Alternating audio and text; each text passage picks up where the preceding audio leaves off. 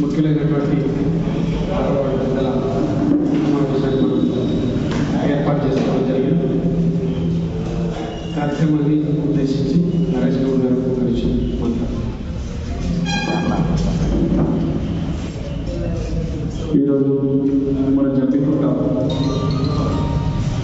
6వ వార్డు విచ్చేసిన రామగుండం ఎమ్మెల్యే కోరకంటి చంద్రన్నకు మా వార్డు పక్షాన మరియు మా వార్డు ప్రజల పక్షాన ప్రత్యేక ఆహ్వానం తెలుపుతున్నాం. మొన్నటిదాకా మరి మనతో కొంతమంది అనుబంధం ఏర్పరచుకున్నారు, వాస్తవే. దాన్ని మనం పార్టీ పరంగా వ్యక్తిగతంగా అన్ని విధాలా చూసుకోవాలి. కాబట్టి ఈరోజు అనుకోకుండా మనకు ఈ హుజరాబాద్ కాన్స్టిట్యున్సీలో ఎలక్షన్స్ వచ్చాయి.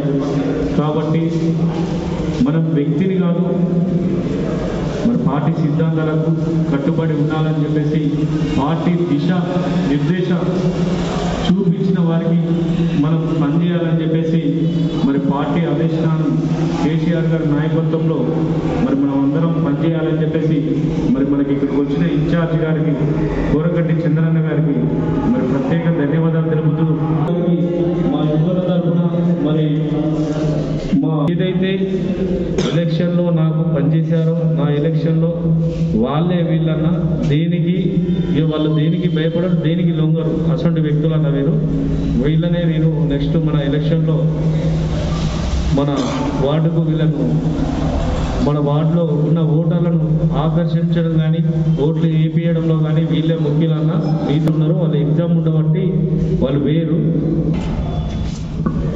కార్యక్రమ సమావేశ నిర్వాహకులు మీ గౌరవ కార్పొరేటర్ నరేష్, కౌన్సిలర్ గారు నరేష్ గౌడ్ గారు, కార్యక్రమంలో పాల్గొంటున్నటువంటి శంకర్ గౌడ గారు, మిత్రులకు, అన్నలకు, తమ్ములకు అందరికీ పేరు పేరున హృదయపూర్వకమైనటువంటి నమస్కారాలు. మనము ప్రత్యేకంగా ఈ యొక్క సమావేశం ఏర్పాటు చేసుకున్నటువంటి ముఖ్య ఉద్దేశం రేపు 30వ తారీఖు జరగబోయేటువంటి ఎన్నికలకు సంబంధించి మన వార్డులో ఉన్నటువంటి ప్రజలను చైతన్యం చేయడం, బీజేపీ చేస్తున్నటువంటి మోసపూరితమైనటువంటి పరిపాలనను,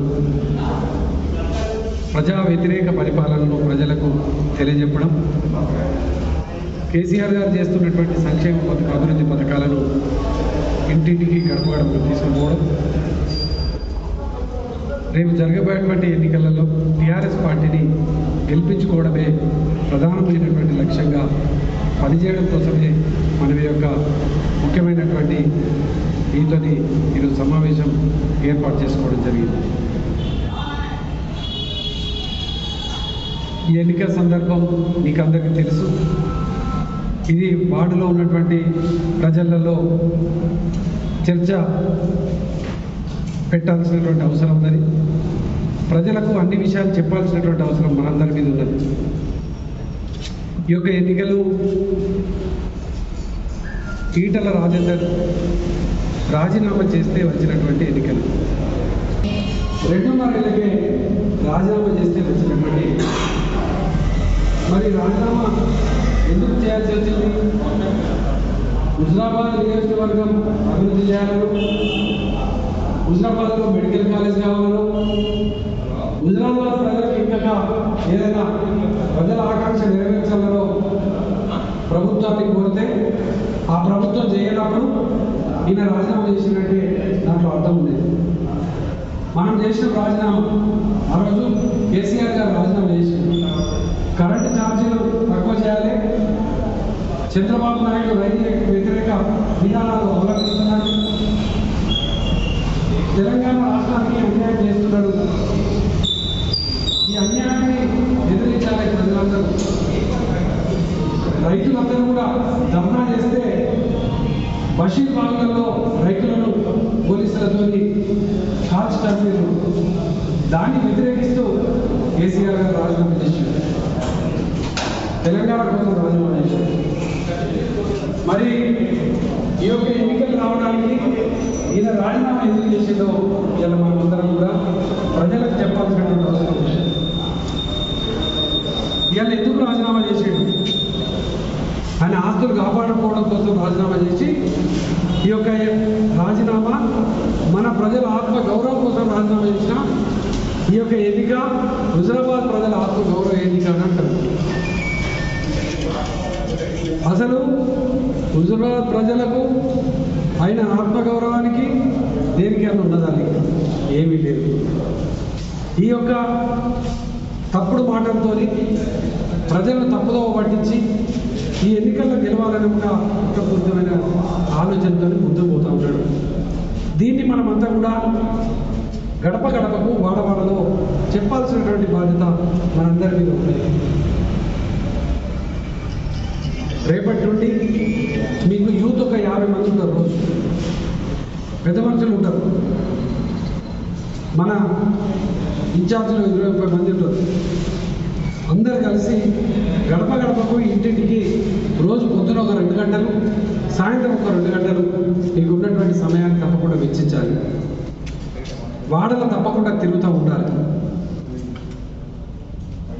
ఎన్నికల సమయం మనము మన కేసీఆర్ గారి నాయకత్వాన్ని గెలిపించాలి. ఆ గెలిపించేటువంటి బాధ్యత మనందరి మీద ఉన్నది. ఈటల రాజేందర్ గారు ఏం మాట్లాడతాడు? కేసీఆర్ గారికి నాకు పోటీ అని అంటారు. లేకపోతే కేసీఆర్ గారిని ప్రభుత్వాన్ని ఏది పడితే అది మాట్లాడుతున్నాడు. అసలు కేసీఆర్కు ఆయనకు పోటీ ఉంటుందా? అసలు పోటీ చేసేంత స్థాయి ఆయనను రాజకీయపరమైనటువంటి ఓనమాలు నేర్పించి 2004లో ఆయన బిజినెస్ చేసుకునేటువంటి తీసుకొచ్చి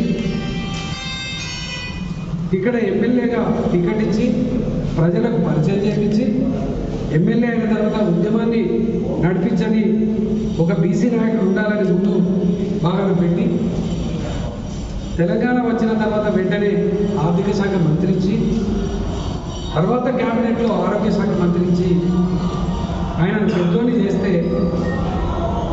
ఆయననే ఇలా నాకు పోటీ తగ్గడనే మాటలు మాట్లాడుతుందంటే ఆయనకు ఎంత మేరకు ఒక నన్ను తీర్చిదిద్దినటువంటి పార్టీ, దీనికి నేను ఈ కేసీఆర్ గారిని కానీ పార్టీని కానీ అనద్దు అనేటువంటి ఆలోచన కూడా ఆయనకు లేకపోవడం అనేది చూస్తేనే నాకు అర్థమవుతూ ఉంది. ఒక తండ్రితో సమానం కేసీఆర్ గారు ఆయన, కానీ ఆ విధమైనటువంటి మాట ఏం చేశాడు కేసీఆర్ గారు? ఆయన భూముల మీద ఆరోపణ వస్తే బీసీ భూములు, ఎస్సీల భూములు నువ్వు కొన్నవాట, ఈ భూములకు సంబంధించి వాళ్ళందరూ కాంప్లైంట్స్ ఇస్తున్నారు అన్న కూర్చోండి, వీటి మీద విచారణ చేద్దామని ఆయనకు ఉన్నటువంటి మంత్రి పదవి నుండి బర్తరఫ్ చేసినారు. ఎందుకంటే తప్పులు చేసినప్పుడు మంత్రి పదవిలో ఉంటే కొంచెం ఇబ్బంది ఉంటుంది గవర్నమెంట్కు అనేసరి మంది. నువ్వు నిజంగానే తప్పు చేయనట్లయితే, నిజమే నువ్వు ఆ భూములకు సంబంధించిన వ్యవహారంలో తలచూచినట్లయితే సీఎం గారికి కలిసి నాది తప్పు కాదని చెప్పాలి. కానీ ఎమ్మెల్యే పదవికి ఎందుకు రాజీనామా చేశారు? హుజరాబాద్ ప్రజలు ఎవరు రాజీనామా చేయమన్నారు? ఎవరు చేయమంటే కదా ఇట్లాంటి ఆలోచన చేసి కుట్రపూరితమైనటువంటి ఆలోచనలతో వెంటనే బీజేపీ పార్టీలోకి పోయి, బీజేపీ పార్టీ అంటే ప్రజా వ్యతిరేక విధానాలను అవలంబిస్తున్నటువంటి జాతీయ పార్టీ, రైతు వ్యతిరేక విధానాలపై నల్ల చట్టాలను తెచ్చి రైతులను నట్టి విరిచాలని చూస్తున్నటువంటి పార్టీ, గ్యాస్ ధరలు పెంచినటువంటి పార్టీ, మత విద్వేషాలను రెచ్చగొడుతున్నటువంటి పార్టీ, పెట్రోల్ డీజిల్ ధరలు పెంచినటువంటి పార్టీ. అటువంటి పార్టీలోకి పోయి ఇవాళ మనకు టీఆర్ఎస్ పార్టీతోని పోటీకి దిగినటువంటి పరిస్థితి. ఈ పరిస్థితులలో మనం ఒక ఉద్యమకారులుగా టీఆర్ఎస్ పార్టీ నాయకులుగా మనం ఖచ్చితంగా ఇల్లు గడప గడప పోయి ప్రజలను చైతన్యం చేయాల్సినటువంటి గురుతరమైనటువంటి బాధ్యత మనందరి మీద ఉంది. కాబట్టి రేపటి నుండి మన కార్యక్షేత్రంలోకి వెళ్తూ ప్రజలందరూ కూడా చైతన్యం చేద్దాం. ఇంకా విషయాలు మళ్ళీ మనం కలిసినప్పుడు అన్ని విషయాలు మాట్లాడుతున్నామని ప్రత్యేకంగా మీకు అందరికీ కూడా తెలియజేస్తూ, ఎల్లు Srinivas Yadav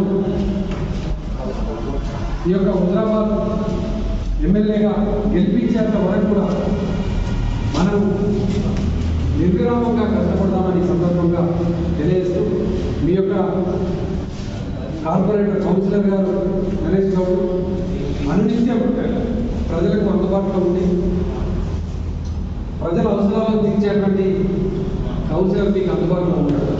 TRS party municipal chairman గారు టీఆర్ఎస్ పార్టీ ఉన్నారు. రేపు ఎమ్మెల్యేగా టీఆర్ఎస్ పార్టీ నాయకులు మనకు గెలిపించుకుంటేనే మనకు రేపటి కాలంలో సమస్యలు పరిష్కారం అయితే అనే విషయాలను కూడా మీరు ప్రజలకు తప్పకుండా తెలియజేయాలి.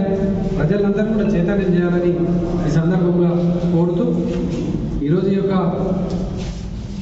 ముఖ్యమైనటువంటి నాయకుల సమావేశంలో పాల్గొన్న ప్రతి ఒక్కరికి కూడా ఉద్యమాభివందనాలు తెలియజేస్తూ ముగిస్తూ ఉంటాం.